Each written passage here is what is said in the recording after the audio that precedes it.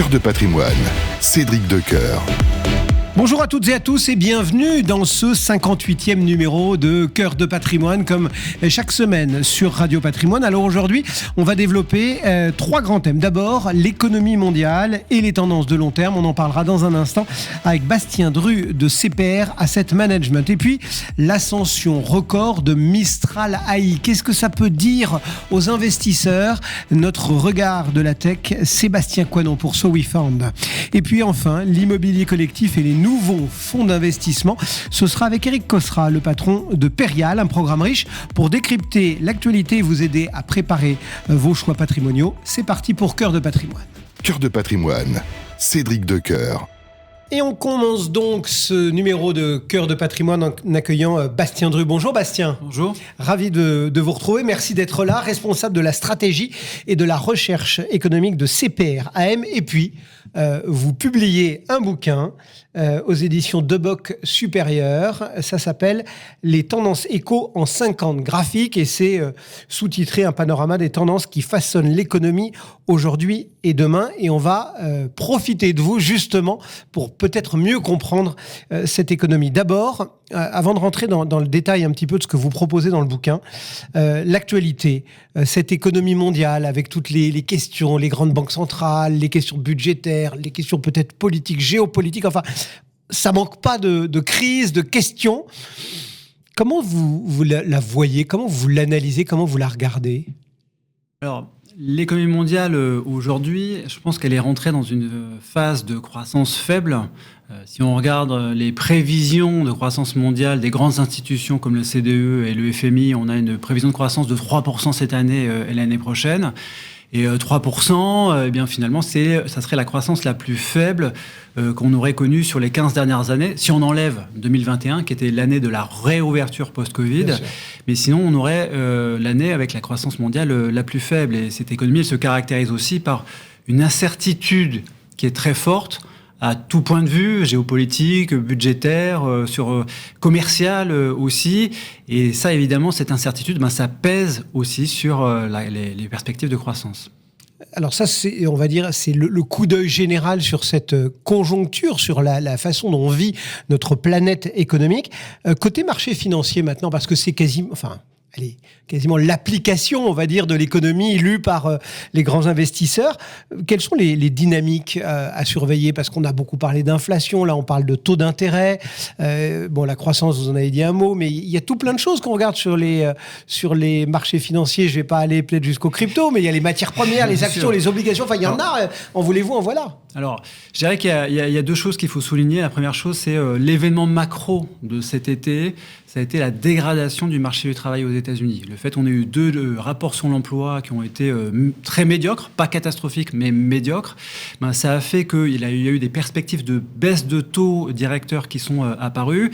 Ça a fait beaucoup baisser les taux longs et courts aux États-Unis. Et puis, ça a aidé vraiment les marchés actions à continuer à progresser cet été. Avec quand même de très belles progressions cet été. Donc ça, c'est la première chose. Je dirais donc le marché du travail, c'est vraiment quelque chose américain, c'est vraiment quelque chose qu'il faut suivre de très très près. La deuxième chose, c'est quand même le rouleau compresseur de la tech sur les marchés boursiers américains.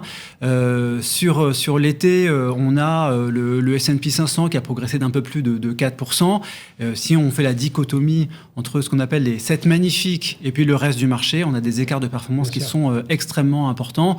Donc là, il y a encore... Ça ne se remet pas en cause, cet écart? Pas du tout, parce qu'on a une progression des profits des 7 magnifiques qui est extraordinaire. Bon, on parlera tech après, bien sûr, avec Sébastien Coinon.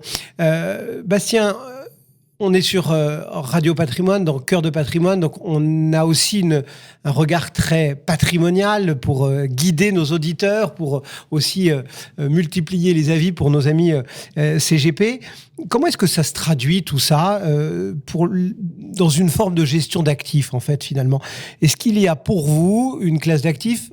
J'aurais tendance à dire tout de suite les actions quand vous venez de me parler de grands indices. Mais voilà, est-ce qu'il y a une classe d'actifs qui mérite aujourd'hui de recueillir une attention particulière? Bon, la tech, on en a déjà parlé et on en reparlera, mais c'est évidemment un segment qui est très intéressant à regarder. Sinon, je mentionnerai quand même l'or, parce qu'on a, vous l'avez mentionné, une incertitude qui est très forte sur plusieurs sujets, sur l'indépendance des banques centrales, sur la trajectoire de dette publique. Il y a aussi une tendance à la dédollarisation de l'économie, et tout ça, ce sont des facteurs qui sont structurellement positifs pour l'or. L'or a progressé de 40% cette année, en 2025, et c'est sa meilleure année depuis le début du siècle, donc ça c'est tout à fait intéressant. Mais ce qu'il faut bien voir, et on a un fonds là-dessus chez CPR, c'est que les sociétés minières ont une performance qui est encore bien plus intéressante que la performance de l'or sur cette année, et donc je dirais que ce segment-là est tout à fait à regarder et peut être intéressant dans une optique patrimoniale. C'est vrai que ça évite d'avoir le lingot à planquer sous son matelas ou à gérer les questions de conservation dans sa banque. Alors, dans votre ouvrage, 50 graphiques. Alors, je le dis tout de suite, il n'y a pas que des dessins. Il y a du texte aussi, hein, vous verrez, et ça passera bien sûr. À chaque fois, un texte qui explique des graphes. Et c'est vrai que c'est assez intéressant de passer par ce biais de l'infographie, de l'illustration pour bien comprendre un certain nombre de choses. On parle de consommation électrique, on passe de défis alimentaires, on parle d'IA, bien sûr. Enfin voilà, il y a énormément de choses à comprendre. 50 graphiques pour comprendre les grandes tendances qui fabriquent, qui façonnent cette économie. Laquelle est la plus déterminante selon vous ? Je vais vous demander déjà de faire une sélection sur les 50, mais j'imagine que tous les graphes, toutes les tendances ne se valent pas malgré tout. Oui, c'est pour ça qu'on les avait segmentés, les 50 graphiques, en 3 grandes familles. Une famille, on va dire, humanité, démographie, mondialisation. Une famille, transition énergétique, climat. Et puis une famille, digitalisation. Bon, moi, j'aime beaucoup la démographie. Je trouve que c'est quelque chose qui est très important, qui a beaucoup d'impact et qui est souvent peu mentionné. Hein. On a une progression de la population mondiale qui est de plus en plus faible. On revient à une progression de la population mondiale qu'on n'a pas vu, qu'on n'a pas vu aussi faible depuis le début du XXe siècle. Donc ça, c'est quelque chose que les gens n'ont pas forcément en tête. Et on a quand même aujourd'hui plus de 60 pays qui ont passé leur pic de population, c'est-à-dire qui ont une population qui est en train de baisser. On sait très bien comment ça fonctionne une économie avec une population qui progresse. Ouais. On ne sait pas encore très bien comment ça fonctionne une économie avec une population qui décroît au fil du temps. Ouais. Et ça, c'est clairement... peut-être du côté du Japon ou... Alors le Japon, c'est effectivement... Un labo, non ? Ça fait 16 ans consécutifs, 16 années consécutives qu'on a une baisse de la population au Japon. Pour le moment, la baisse de la population était à chaque fois très légère. Et là, on commence à avoir une accélération. Donc oui, on a quand même en poste avancé, on pourrait dire, du vieillissement le Japon. Mais ça fait vraiment partie des choses qui sont très importantes. Et du coup, ça pèse surtout, ça pèsera sur la croissance, bien sûr. Ça pèsera quoi sur les retraites, évidemment. Et j'imagine, du coup, sur les marchés financiers à terme, non ? Oui, tout à fait. Le vieillissement de la population et le fait que la croissance de la population soit aussi de plus en plus faible, ça fait que la croissance économique va être plus faible. Hein. La croissance de la population, c'est quand même l'un des déterminants de la croissance économique. Donc ça, c'est une première chose, une croissance économique qui devrait être plus faible. Ensuite, sur l'inflation, c'est quelque chose qui n'est pas forcément facile à appréhender. On voit que le Japon a vieilli plus vite que les autres pays, et c'est un pays dans lequel il y a eu assez peu d'inflation sur les dernières années. Mais là, ce qu'a dit le gouverneur de la Banque du Japon cet été, c'était qu'ils arrivaient dans une phase où le vieillissement va créer de l'inflation chez eux, tout simplement parce qu'il y aura des trous de plus en plus importants dans le marché du travail et il y aura des pénuries de main-d'œuvre. Le pouvoir de négociation des employés va être de plus en plus grand, il y aura des salaires qui vont progresser, de l'inflation qui va revenir. Donc on devrait aller vers une période plus inflationniste, on pourrait dire, pour le vieillissement de la population. Alors après, sur les marchés financiers, ça c'est une question qui est super intéressante. Dans la théorie du cycle de vie, normalement, les retraités sont censés liquider leur épargne, c'est-à-dire vendre leur patrimoine et leurs actions pour financer leur niveau de vie. Mais c'est pas quelque chose qu'on observe dans tous les pays. Il y a des pays où on observe que les retraités, finalement, conservent un taux actifs sur les marchés. C'est ça, et un taux d'épargne qui est important. Et donc, il n'y a pas cette finalement, liquidation de leur patrimoine financier comme on aurait pu s'y attendre dans la théorie du cycle de vie. Donc ça, c'est quelque chose qui est finalement encore qu'on apprend un petit peu au fur et à mesure. Alors effectivement, aspect un peu démographique et j'ai mémoire notamment aussi d'un de vos petits camarades qui régulièrement, Thibaut Prébet pour ne pas le citer, qui régulièrement met l'accent, met le doigt sur ces questions un petit peu de démographie. Autre sujet majeur, et vous l'avez rappelé dans le chapitrage entre guillemets, c'est tout ce qui concerne effectivement le climat, le changement climatique, la transition énergétique. Conséquences là aussi économique, presque patrimonial, j'ai envie de dire? Alors patrimonial, c'est difficile à dire. En tout cas, ce qu'on voit, c'est que les catastrophes climatiques sont de plus en plus fréquentes, mais elles restent aléatoires. On ne peut pas prévoir quel pays sera touché par des catastrophes climatiques l'année prochaine ou dans 2 ans. Ce qu'on voit bien, c'est qu'il y a souvent quand même des marchés en particulier qui sont très affectés par les catastrophes climatiques, notamment dans le monde agricole. On l'a vu sur les années récentes avec les récoltes d'olives, par exemple, ou d'oranges qui ont été très mauvaises à cause des feux de forêt.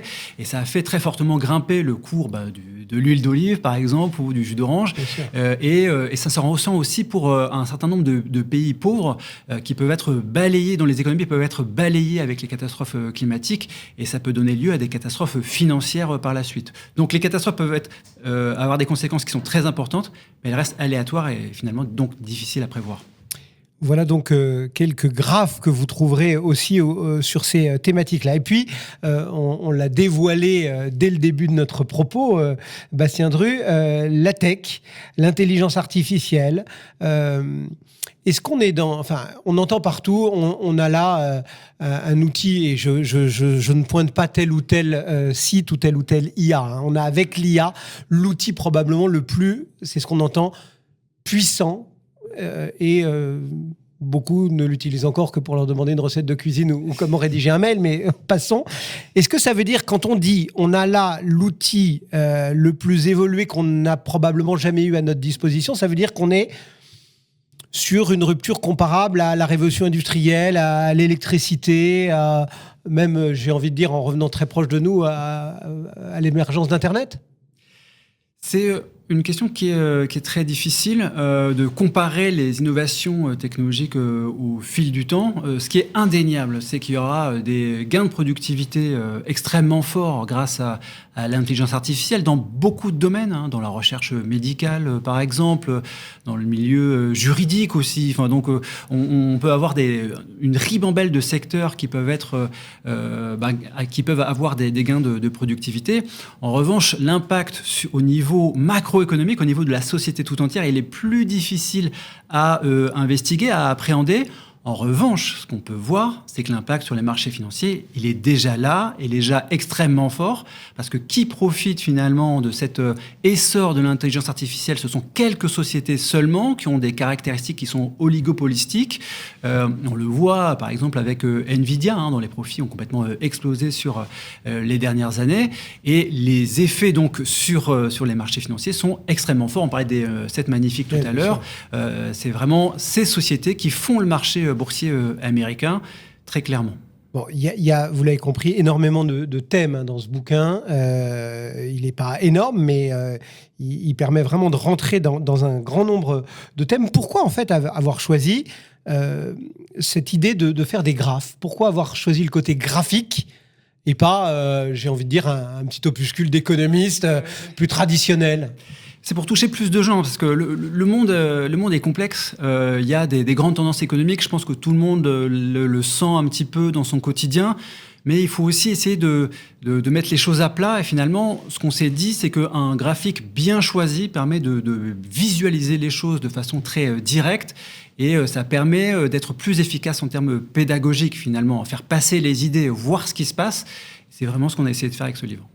Bon, je vous ai déjà cassé les pieds en essayant de résumer. Là, je vais être encore pire. Il y en a 50, mais si vous ne deviez en retenir qu'un, entre guillemets, qui résumerait l'économie mondiale en 2050. Alors, 1 ou 2 bon, allez, 2 si vous le souhaitez. Les deux qu'il faut... quelques-uns qu'il faut absolument pas rater. Celui qu'il ne faut vraiment pas rater, c'est l'évolution de la température au niveau mondial depuis le 19e siècle, parce que ça, c'est vraiment quelque chose de déterminant pour les décennies à venir, pour la transition énergétique.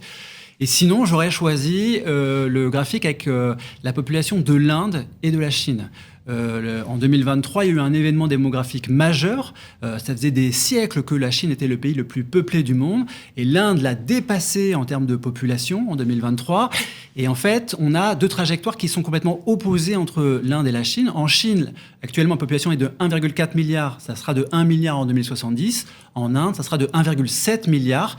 En fait, on va probablement avoir une partie du 21e siècle qui sera indienne, finalement, parce que la population va continuer à progresser très vite. Ça va s'en ressentir au niveau de la croissance. Depuis 2019, le pays qui croît le plus vite, c'est l'Inde.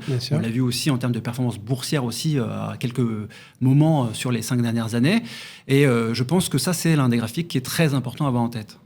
Eh bien, il y en a 50 des graphiques dans ce petit ouvrage, les tendances éco en 50 graphiques pour comprendre les tendances qui façonnent l'économie d'aujourd'hui ou de demain. C'est chez DBS et vous trouvez ça dans toutes les bonnes librairies, qu'elles soient physiques ou pas. Merci beaucoup Bastien d'être venu nous voir. Bastien Dreux, donc, qui pilote également la stratégie et la recherche économique de CPR Asset Management. Et nous, on poursuit bien évidemment Cœur de patrimoine. Cœur de patrimoine, Cédric Decoeur. Et on abordait très légèrement les questions digitales et d'IA avec Bastien Dreux il y a un instant. On va rentrer dans le vif du sujet avec Sébastien Coinon. Bonjour Sébastien. Bonjour Cédric, merci de me recevoir. Alors So We Found, bien sûr, et puis Tech45 également, le podcast qu'on retrouve chaque semaine. Et ensemble, régulièrement, on parcourt la tech avec un regard d'investisseur. Et aujourd'hui, on va revenir sur une boîte assez dingue, Mistral AI, start-up de tous les records dont on a un petit peu arrêté de parler là dernièrement parce qu'il y a plein de choses qui se sont succédées dans l'actualité économique et politique. Mais ça vaut le coup de vraiment de revenir sur ce cas de Mistral AI ensemble. Oui, on a basculé sur la fiscalité, notamment parce qu'on se dit que les fondateurs seraient concernés par cette fameuse taxe Zuckman. Mais revenons effectivement sur cette levée de fonds là, annoncée pas très longtemps, début septembre. Mistral et surtout l'histoire qu'il y a derrière, parce que peu importe la levée, mais c'est une histoire et une ascension fulgurante que la French Tech n'avait jamais connue. Donc c'est pour ça aussi que je voulais prendre le temps cet après-midi avec vous et cette semaine, Cédric, d'y revenir. Création, faut-il le rappeler, en avril 2023. Et qui se trouve derrière ?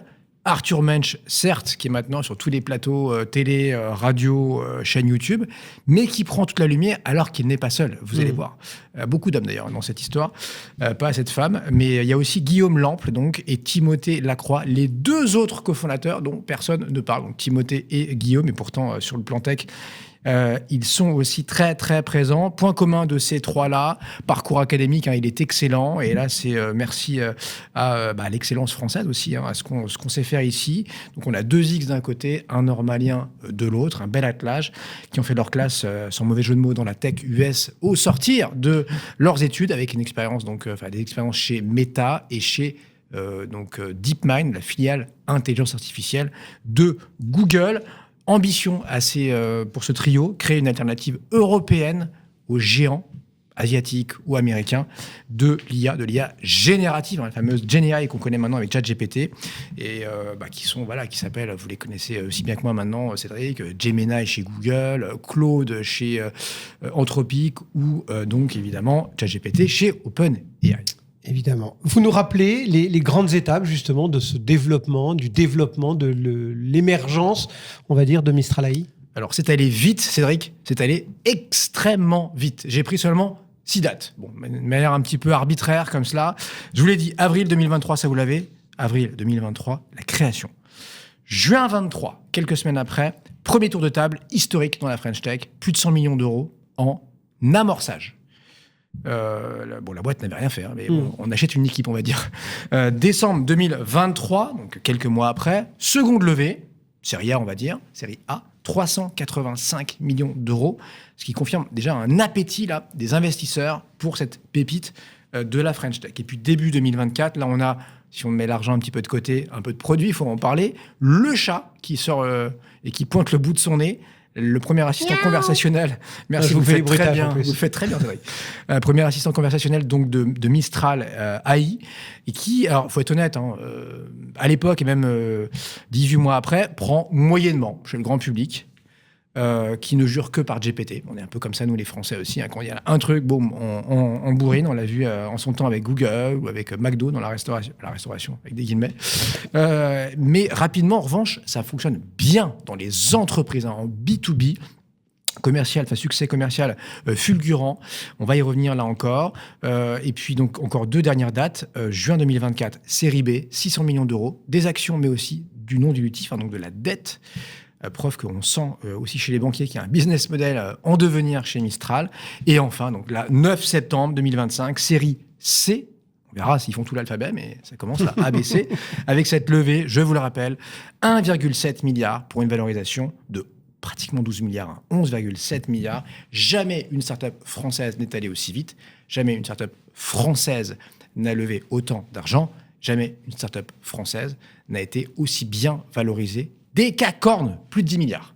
Quand c'est tombé, il y a eu énormément de publications. Avant qu'on parte dans nos délires fiscaux, mais il y a eu beaucoup de titres de presse qui se sont interrogés sur le fait qu'ASML, puisqu'on va en parler, mais c'est ASML qui est aussi là, en gros, c'était fini l'aventure française. Enfin, voilà. Est-ce qu'on a été trop vite ? Qu'est-ce qu'il faut en penser finalement de cette levée de fonds ?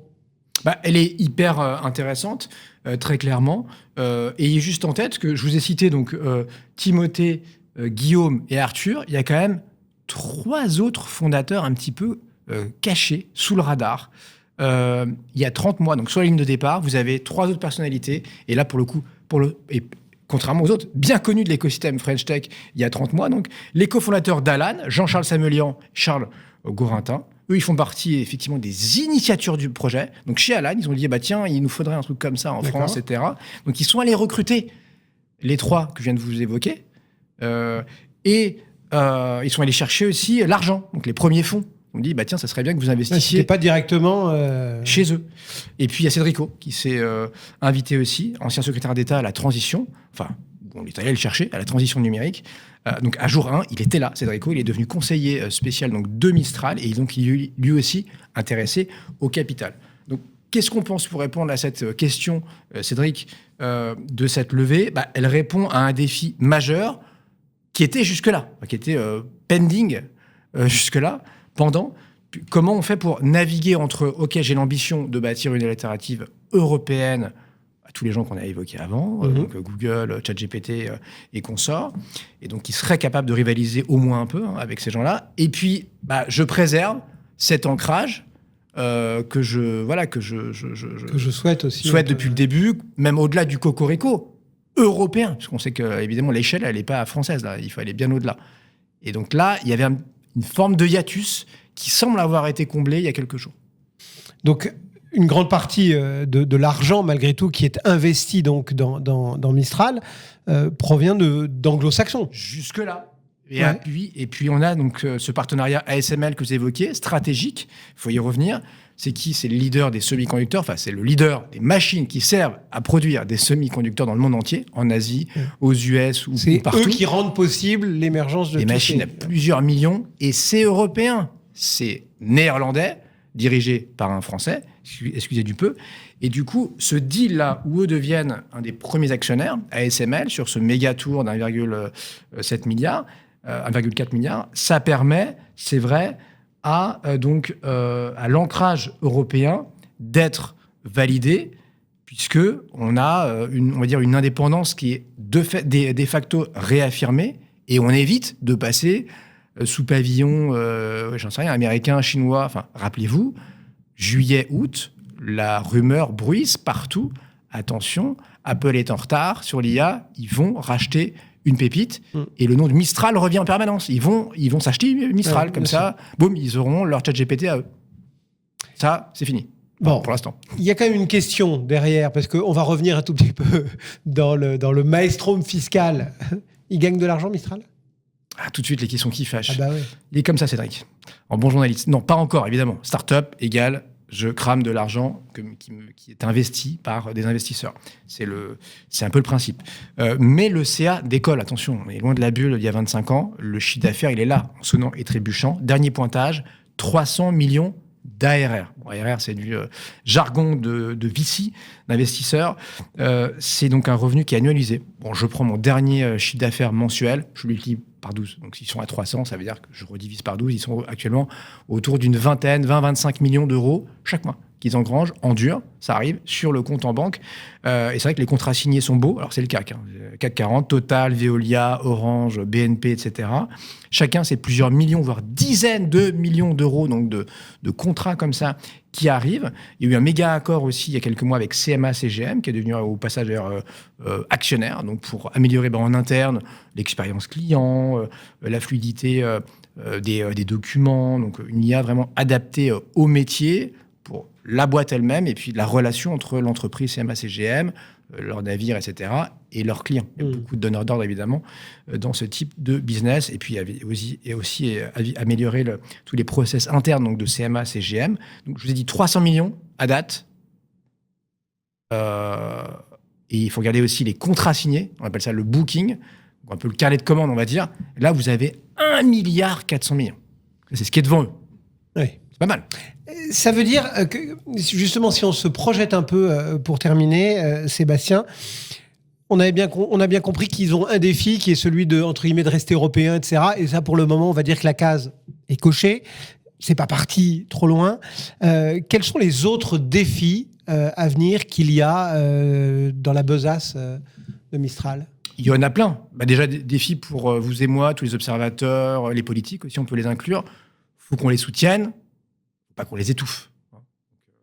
Voilà, je referme la parenthèse. Ouais. On a entendu Gabriel Attal notamment dire la question n'est pas de savoir s'il faut taxer Mistral, c'est de savoir comment on va faire émerger un Mistral 2, un Mistral 3, un Mistral 4. Exactement, c'est comme Xavier Niel, voilà, on peut le critiquer, etc. Mais si on en pouvait en avoir 5 ou 10, ce serait pas mal. Là, c'est pareil.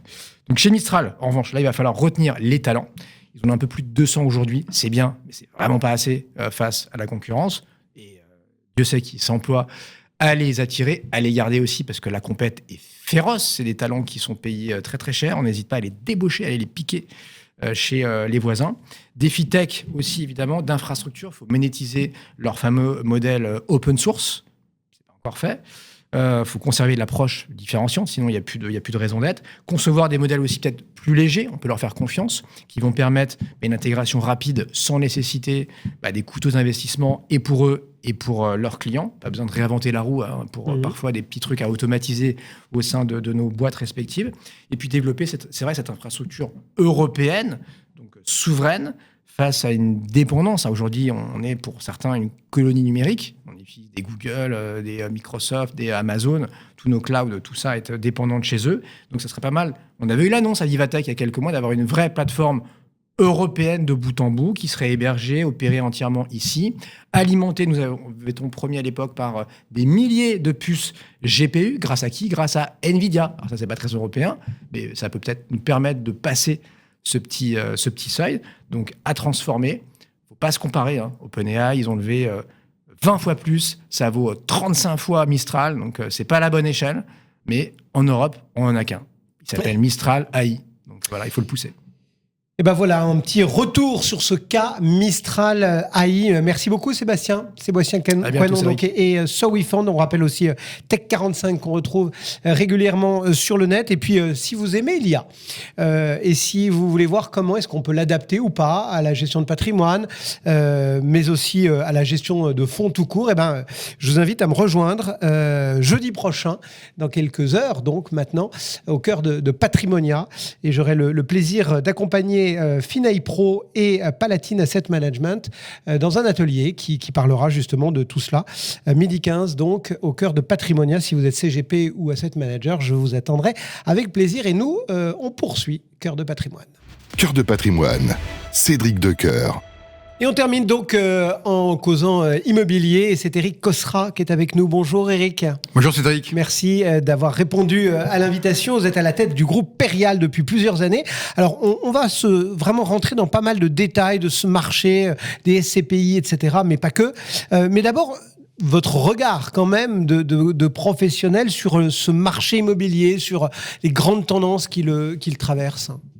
Alors, en ce qui concerne le cycle immobilier, on est en bas de cycle On est sur un plateau, ce qui est assez traditionnel dans les cycles immobiliers. Il y a toujours un moment où ça met un petit peu de temps à reprendre.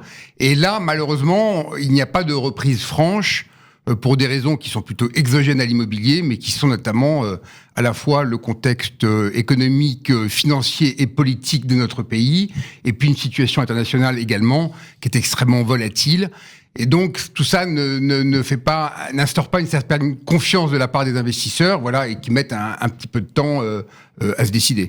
Alors le vocable de cycle, c'est pas une nouveauté. On l'a souvent et dans l'IMO et dans votre bouche, avec ce rappel de dire en fait nous on apprend de tout ça, on sait traverser les cycles. Du coup aujourd'hui, toutes ces expériences qui entre guillemets s'accumulent et renforcent votre savoir. Comment vous les jugez, comment vous en apprenez et comment aujourd'hui ça vous aide finalement à éclairer vos choix? Alors vous avez raison de le dire, parce que Perial a 60 ans d'existence, donc elle a traversé quelques cycles. Ce qui est assez spécial en immobilier, c'est que les cycles sont peu nombreux. Et donc, il y a toujours une phase de sidération. Exactement, c'est le temps long. Il y a toujours une phase de sidération et d'étonnement, et surtout une perte de mémoire par rapport au cycle précédent. Et donc, ce que nous constatons, et en tout cas l'expérience que nous avons montrée, c'est d'abord qu'il y a beaucoup de similitudes entre certains cycles, notamment celui que nous venons de vivre avec notamment la grande période des années 90-95, qui a été une crise assez forte suite à une expansion assez importante également. Ce qu'on apprend surtout, c'est que d'abord le temps long, garder la tête froide, aussi bien chez les gestionnaires que chez les investisseurs et les épargnants. D'accord. Apprécier le long terme. Et après ça, en ce qui concerne Perial, c'est à la fois, bien évidemment, travailler, consolider les patrimoines existants des fonds qui ont beaucoup collecté dans le cycle précédent, et donc améliorer leur rentabilité. Mais également, la crise est une source d'opportunités, et donc c'est des moments aussi où on peut créer des nouveaux produits pour bénéficier des bonnes conditions du marché. On va revenir bien évidemment sur ces nouveaux produits au sens le plus large et puis sur ceux évidemment qui font aussi votre actualité. Mais d'abord un petit mot aussi de l'ancrage de votre marché entre guillemets, le fait de voir la France, de voir l'Europe. Est-ce que vraiment de s'inscrire dans ces frontières-là, c'est de nature à rassurer, à convaincre l'épargnant d'une forme de sécurité, de connaissance, d'expertise? Alors, il y a une évolution du placement immobilier ces dernières années, qui étaient notamment les SCPI ou les SCI étaient très franco-françaises. Et il est vrai que la zone euro a apporté une certaine consolidation, notamment à éviter le risque de change. Et donc, comme le principe de la SCPI ou ces produits mutualisés, des produits de placement, c'est la mutualisation du risque. Et donc, ça nous a amené à aller hors des frontières françaises. Et notamment, Perial est présent dans tous les pays de la zone euro. Ce qu'on constate maintenant, et en tout cas, c'est le chemin que fait Perial un petit peu à contre-courant de nos concurrents, c'est de revenir sur nos territoires parce qu'il y a des opportunités, parce que dans un monde où la mondialisation est un petit peu terminée, c'est revenir aussi à un actif de proximité et notamment investir dans un tissu local, industriel et économique qui est au fond assez solide au-delà des soubresauts de l'économie française, et c'est de pouvoir investir également dans des actifs de proximité. Et là, on revient à la genèse de la SCPI, qui était au fond, les clients investissaient dans l'immobilier près de chez eux, au fond. Oui. Et on revient au près de chez nous. Parce qu'on sait, de toute façon, on rappelle, dans une SCPI, on sait où on a investi. C'est pas une boîte aveugle. On sait que à tel endroit, il y a un immeuble dont on a une petite part. Exactement. Alors c'est l'avantage des SCPI qui sont des véhicules transparents, et c'est surtout le grand avantage de l'immobilier, c'est-à-dire qu'on investit dans des actifs tangibles.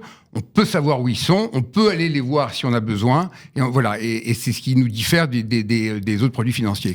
Parmi les thèmes qui navigue dans le monde patrimonial, dans le monde économique et plus singulièrement dans ce monde de l'immobilier, il y a la question de la pyramide des âges, du vieillissement de la population, il y a la question de mobilité, il y a la question des villes moyennes, des centres-villes, etc.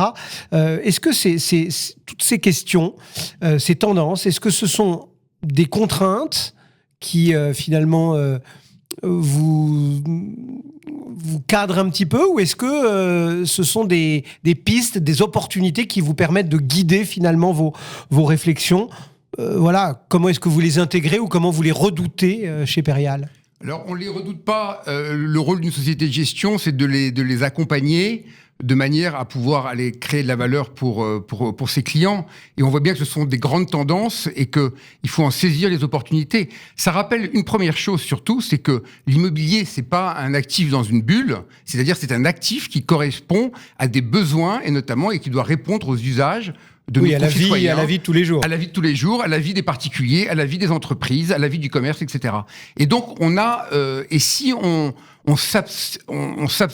s'abstrait de ces réflexions-là, on manque une partie. Alors, bien évidemment, on peut considérer l'immobilier comme étant juste un produit qui délivre un taux de rendement immédiat, le plus élevé possible.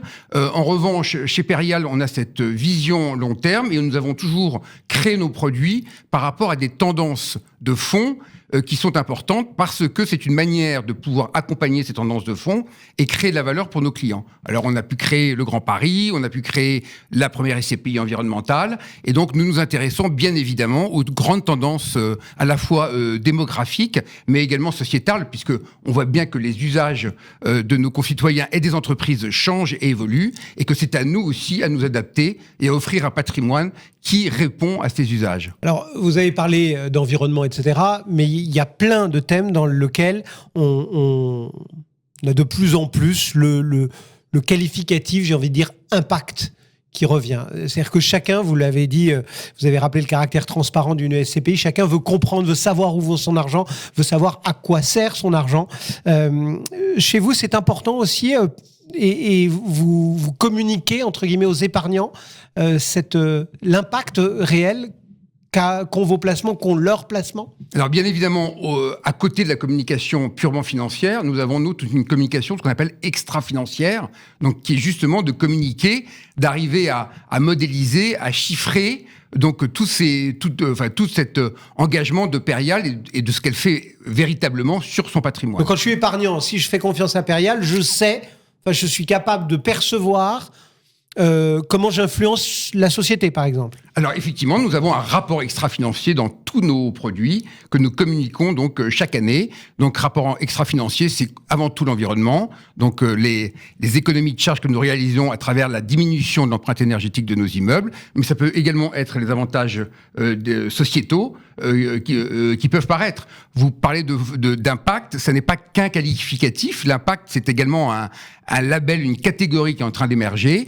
Chez Perial, nous avons une SCI Perial Eurocarbone qui est un fonds à impact. Alors, c'est quoi le fonds à impact? C'est qu'est-ce qu'il apporte de plus par rapport à ses pairs? Et donc, beaucoup de SCI se chargent uniquement de délivrer une performance financière, ce qui est déjà important et ce que nous faisons chez Perial. Mais chez Perial, nous avons également donc un autre enjeu. Et le fonds impact, la qualificative du fonds impact pour Perial Eurocarbone, c'est que c'est la première SCPI bas carbone du marché. Donc nous avons des engagements environnementaux très forts. Bon, vous avez joué sur le mot un truc en plus. Ça veut dire quoi? Ça veut dire que si on est à impact, on a certes du rendement financier, mais on en aura peut-être un peu moins parce qu'on a de l'impact ou pas, parce que les Français, surtout dans cette période un peu incertaine, ok, ils sont sensibles à l'environnement, le vieillissement de la population, tout ce qu'on a traité, mais enfin, il faut boucler les fins de mois, il faut maintenir son train de vie, il faut parfois faire avec les accidents de la vie, et ils ont besoin d'un rendement aussi, les épargnants. Bien évidemment, et chez Perial, nous avons toujours combiné à la fois la performance financière, et donc avoir des fonds qui soient compétitifs et qui se battent sur leur marché, puisque les conseillers en gestion de patrimoine et les associés derrière demandent avant tout une performance financière. Simplement, c'est que pas que. Et donc, le pas que chez Perial, c'est un engagement qui est plus à long terme, alors qui peut avoir des incidences, c'est-à-dire que forcément, lorsque vous avez une SCPI environnementale, vous allez dépenser beaucoup plus de capex et d'investissement pour pouvoir améliorer et diminuer donc la performance énergétique de vos immeubles avec des travaux réalisés sur des immeubles, etc., etc. Et donc, on doit combiner entre les deux. Et on a ce qu'on appelle les performances financières et les performances extra-financières. Et moi, j'ai coutume de dire que les performances extra-financières de demain feront les performances financières les performances, extra-financières d'aujourd'hui feront les performances financières de demain, parce que c'est de l'investissement que nous faisons pour pouvoir assurer un capital qui soit plus vertueux, qui soit moins chargé et donc qui sera plus valorisé dans le passé, en tout cas, dans le futur, c'est en tout cas le pari que nous faisons.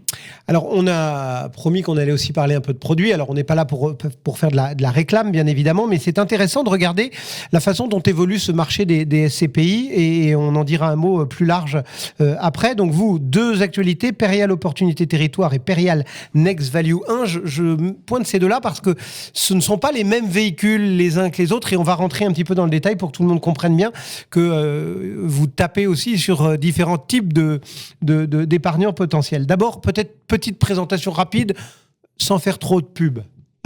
Alors, d'abord, Perial est un acteur global de l'immobilier. Donc, nous gérons des CPI et qui est le gros de nos produits, mais nous ne gérons pas que des CPI. Et je vous ai parlé d'une SCI, justement, à ce sujet-là.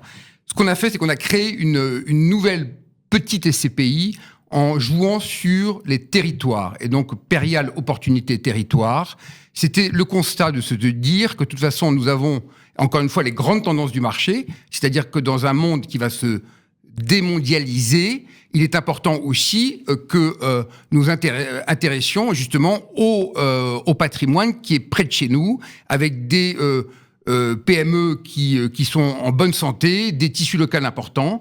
Et Perial a une grande expérience de l'investissement en région, puisque c'est un peu aussi la jeunesse des SCPI, c'est-à-dire que les SCPI ont été créés pour investir surtout en région, où elles allaient chercher le rendement, et où il y avait beaucoup moins d'actifs, puisque Paris, à l'époque, le Grand Paris, concentrait tous les investisseurs. En revanche, ils étaient moins importants en région.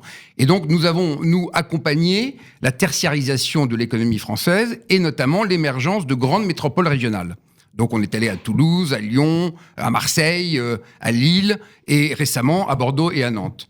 Ce qui nous a paru intéressant maintenant, c'est d'investir là où il y a déjà beaucoup d'investisseurs, c'est d'aller dans des villes plus moyennes, où on va aller chercher le rendement, parce que là, les rendements sont élevés. Comme ça, on est compétitif par rapport aux nouvelles SCPI, et on joue sur un immobilier de proximité, et revenir un petit peu à la jeunesse des SCPI et aux fondamentaux pour aller trouver des actifs tangibles près de chez nous. Si on dit un peu plus de rendement, c'est-à-dire forcément un peu plus de risque, hein, on va pas se cacher à son petit doigt, c'est-à-dire que ça, c'est pour des profils plus dynamiques d'investisseurs ? Alors, la SCPI, pas nécessairement. C'est-à-dire qu'on va dans des marchés qui sont moins liquides, qui sont moins demandés, et dans lesquels on peut trouver des rendements assez importants. On vient de réaliser 2 acquisitions entre 9,5 et 10% de rendement.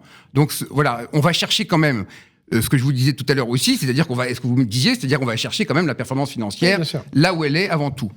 Après ça, nous avons donc notre autre produit qui est un FCPI, et qui est donc un produit, ce qu'on appelle value add, c'est-à-dire qu'il va rechercher de la valeur. Là aussi, on joue sur le bas de cycle pour acheter des immeubles à bon marché, les restructurer et les revendre au bout de 6 à 8 ans. Et donc, c'est un produit qui est un petit peu différent. Parce que c'est plus pour des investisseurs plus avertis. Quand même. Plus avertis, effectivement. Le ticket est à 100 000 euros. Ah oui. Et donc, ça s'adresse à une clientèle plus avertie et plus fortunée, et qui, en tout cas, apprécie là le risque. Et là, vous avez effectivement un risque un peu plus élevé qu'en SCPI. D'abord, vous n'avez pas de revenus pendant toute la période, et vous misez également sur un TRI dont l'objectif est de 10% à 6 ans. Lancer deux nouveaux produits dans un monde, alors même si là il y a un FCPI qui n'est pas une SCPI, mais dans un monde de la SCPI qui justement bruise de l'arrivée de nouvelles SCPI, etc. Et il y a un petit peu la guéguerre de qui a raison, est-ce que c'est les anciens qui ont de l'historique ou est-ce que c'est les nouveaux qui ont de la perf ? Comment est-ce que vous vous différenciez là justement entre vos 60 ans et vos nouveaux ? Alors, on est effectivement une relativement vieille maison, mais qui essaye de rester jeune. Et ce qui est important, en tout cas d'actualité, et là, Perial, on cultive notre singularité. C'est-à-dire qu'on n'est pas un acteur institutionnel, puisque Perial est un groupe indépendant, à capitaux familiaux. Donc, nous savons également parler aux familles, donc qui sont également nos clients. Et on n'est pas non plus une jeune SCPI, une jeune société de gestion qu'on appelle néo-SCPI à l'heure actuelle. Donc on est entre ces deux mondes. On a à la fois l'expérience et l'indépendance qui est nécessaire à des prises de décision et à la connaissance des cycles. Mais à la fois, bien évidemment, on veut rester dans le marché en offrant à nos clients des produits compétitifs et des produits qui correspondent justement à cette évolution des cycles immobiliers et des cycles long terme dans les grandes tendances que nous avons évoquées.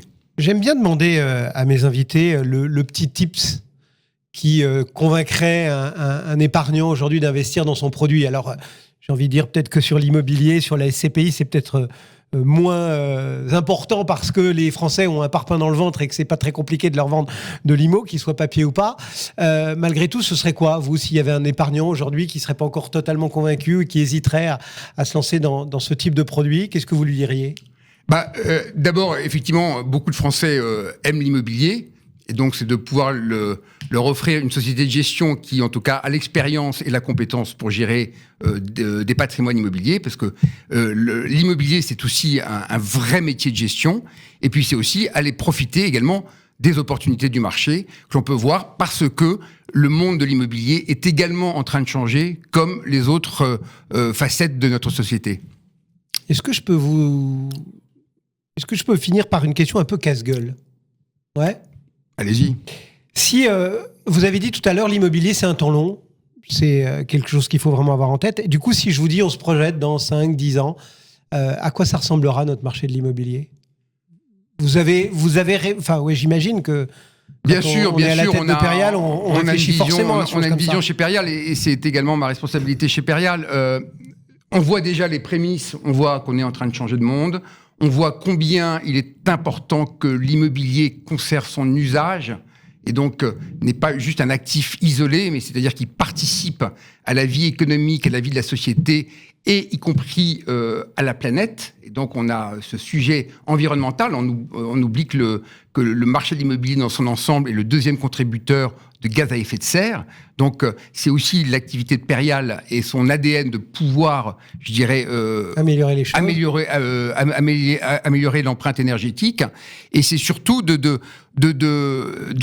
d'accompagner. Et je suis convaincu que l'immobilier de demain, il sera sobre, il sera vertueux. Il correspondra aux exigences et aux besoins des clients. Sinon, il n'existera plus. Éric Cosra, donc, pour le groupe Perial. Merci beaucoup d'être venu dans Cœur de Patrimoine. Voilà, c'est fini pour aujourd'hui. Merci de votre fidélité, bien sûr, et on se retrouve la semaine prochaine pour un nouveau décryptage de l'économie et de votre patrimoine. Cœur de Patrimoine, une émission à réécouter et télécharger sur le site et l'appli Radio Patrimoine et sur toutes les plateformes de streaming.